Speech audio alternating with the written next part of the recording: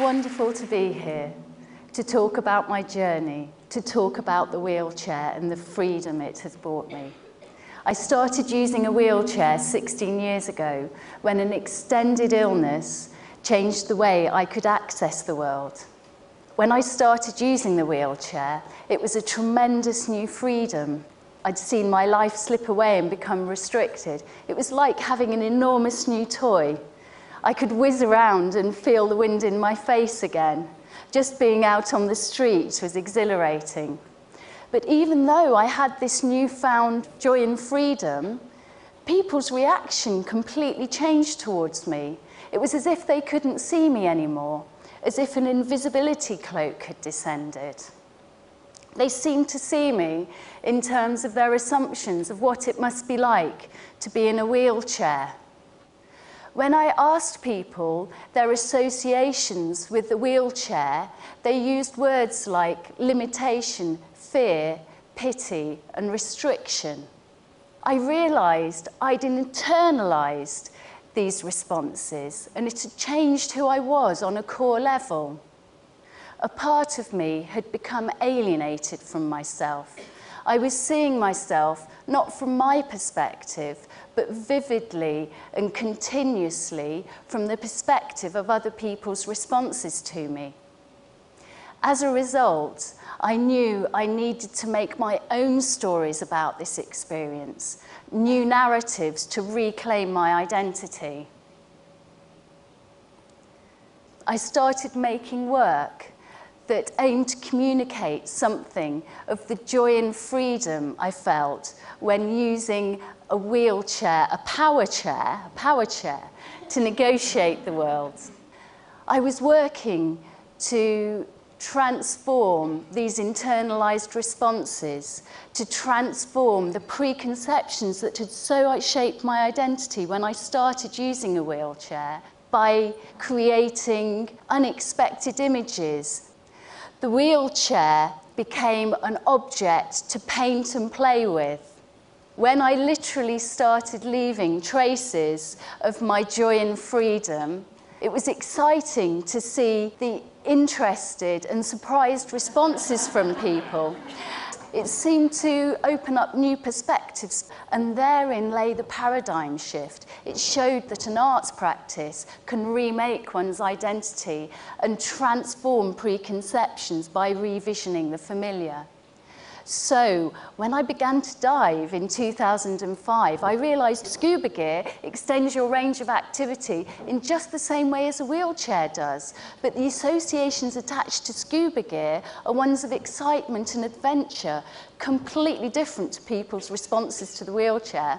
So I thought, I wonder what will happen if I put the two together.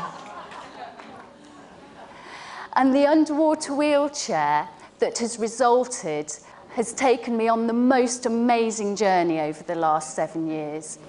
So to give you an idea of what that's like, I'd like to share with you one of the outcomes from creating the spectacle and show you what an amazing journey it's taken me on.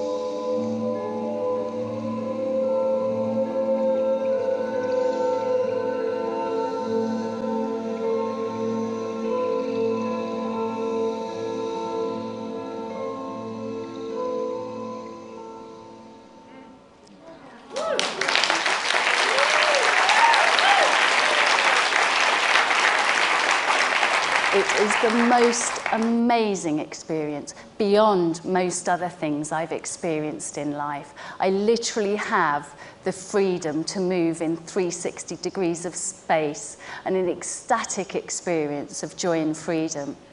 And the incredibly unexpected thing is that other people seem to see and feel that too.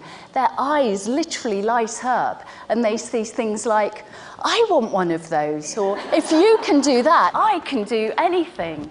And I'm thinking it's because in that moment of them seeing an object they have no frame of reference for, or so transcends the frames of reference they have with the wheelchair, they have to think in a completely new way.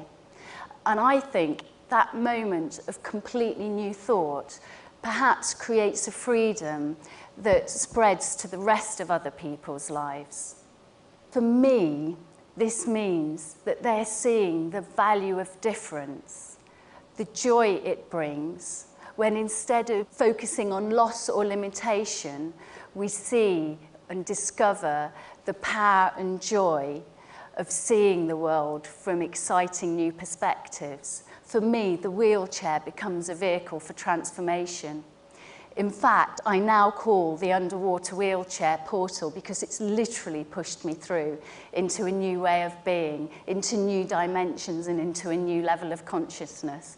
And the other thing is that because nobody's seen or heard of an underwater wheelchair before, and creating the spectacle is about creating new ways of seeing, being and knowing, now you have this concept in your mind. You're all part of the artwork too.